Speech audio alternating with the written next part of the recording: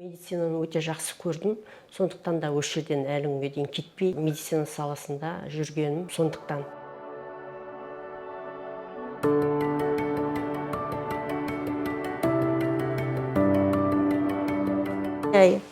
Сол нелерді қарап жүрген таңертеңгілік обходымыз ғой. Жақсы, іш жақсы. Рахмет. Сонда. Рахмет, ем болсын. Жазылып кетіңіз.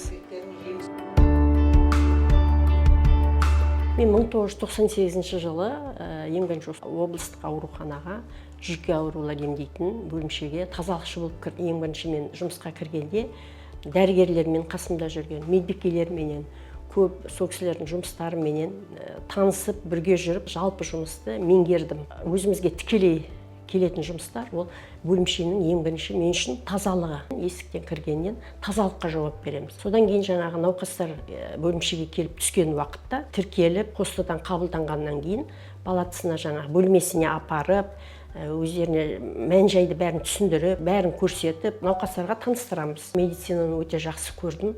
Сондықтан да осы жерден әлі күнге дейін кетпей, медицина саласында жүргенім сондықтан. Және осы 24 жылы зейнеткерлік жасқа жетіп, зейнетке шықтым, бірақ әлде еңбегім жалғасуда. Карантиннің уақытында біздер осы іште жүрдік. Үйімізді көрмей кеткен күндеріміз болды. Қандай кісілер түседі, жатқан кісілер шыққасын жерде, орнына қандай кісілер түседі екен деп ойлайсың онда. Кісілерді жаңағыдай бабын табамыз уже. Бұрынғы кеткен кісіден жаңа түскен кісілердің бабын табуға тырысамыз. Сол кісілерге жайлы болса екен, ұнасақ екен, ол кісілер рахметтерін айтып, жақсы көңілмен кетсе екен деген ойменен ары қарай жұмысымызды атқара береміз.